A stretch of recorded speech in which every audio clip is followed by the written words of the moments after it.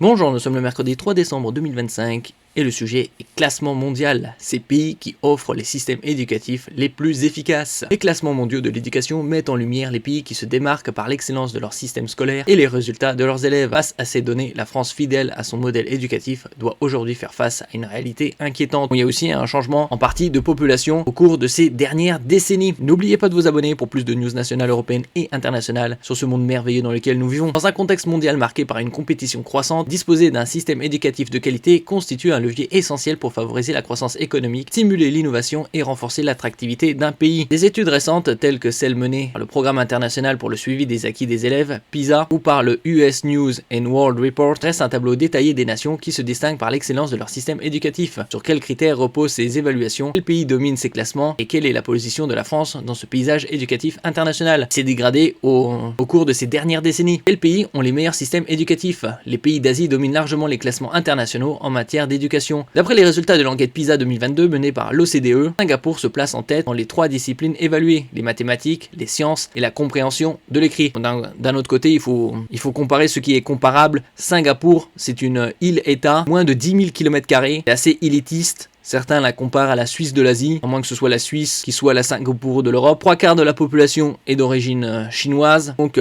c'est des cas un peu particuliers. Le niveau de vie est très élevé. Le pays y affiche des scores impressionnants avec 575 en mathématiques, 561 en sciences et 543 en compréhension de l'écrit. Derrière lui, on retrouve des territoires comme Macao, Taïwan, Hong Kong, encore des micro-États entre guillemets, puisque Macao c'est comparable plus ou moins à Singapour, Macao qui était une colonie portugaise. Taïwan, une toute petite île avec entre 20 et 25 millions d'habitants. Hong Kong, qui était aussi un territoire d'une colonie européenne, c'était un territoire britannique, ainsi que les nations telles que le Japon et la Corée du Sud, particulièrement performantes en mathématiques et en sciences. Après, ils ont des niveaux de vie très élevés également. Impact sur le système éducatif et la qualité. Des pays occidentaux, des États comme le Canada, environ 40 millions d'habitants, la Suisse, l'Estonie à 1,5 million d'habitants, ou encore les Pays-Bas, eux ils sont aux alentours de 15 à 16 millions d'habitants, parviennent à se positionner parmi les 10 meilleurs systèmes éducatifs. En s'appuyant sur les données combinées de PISA et des classements globaux publiés par la Banque mondiale, cette dernière place également le Japon, la Suisse et l'Allemagne en tête de son classement global des pays les plus éduqués, suivi des pays scandinaves et du Royaume-Uni. Pourquoi le système éducatif français décroche-t-il au niveau international? La France occupe la 23e position dans le classement PISA 2022, affichant des résultats parmi les plus faibles jamais enregistrés pour le pays. En mathématiques, elle se classe 22e, en compréhension de l'écrit 24e et en sciences 22e sur les 38 pays membres de l'OCDE. Ces performances illustrent une dégradation marquée des compétences des élèves, en particulier en mathématiques, où le recul depuis 2018 est qualifié d'inédit par l'OCDE. Plusieurs causes sont avancées pour expliquer cette situation. Impact toujours très fort des inégalités sociales sur la réussite scolaire, une perte d'attractivité du métier d'enseignant, un accompagnement insuffisant des professeurs et des élèves, ainsi qu'un engagement parental en net repli. Les parents n'ont pas non plus le temps de s'occuper de leurs enfants pour certains. Si la crise sanitaire liée au Covid a amplifié ces difficultés, l'OCDE souligne que la dégradation des résultats français est une tendance observée depuis environ 10 ans. Sur quels critères repose l'évaluation des systèmes éducatifs dans le monde? Les classements reposent sur des indicateurs multiples. L'étude PISA de l'OCDE mesure la capacité des élèves de 15 ans à mobiliser leurs connaissances dans des situations concrètes de la vie quotidienne. Et aussi l'utilisation des réseaux sociaux qui amplifient les inégalités. Certains y passent beaucoup trop de temps. Elle s'appuie sur des tests de 3h30 comprenant des exercices de mathématiques, de lecture, de sciences ainsi qu'un questionnaire de contexte sur l'environnement social et scolaire des élèves. Quant au classement global des pays les plus éduqués, il s'appuie sur des données de la Banque mondiale et sur les classements des universités par Times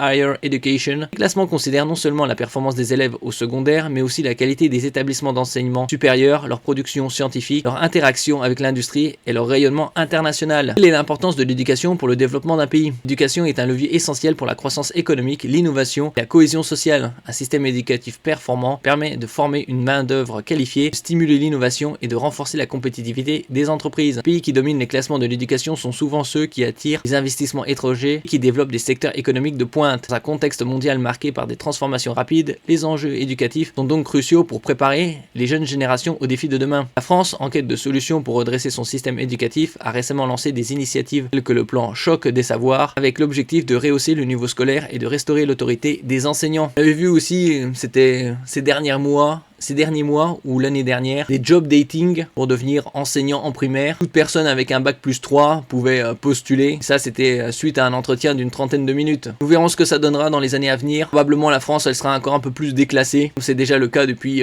une bonne 10-15 d'années. Merci pour votre écoute et à la prochaine.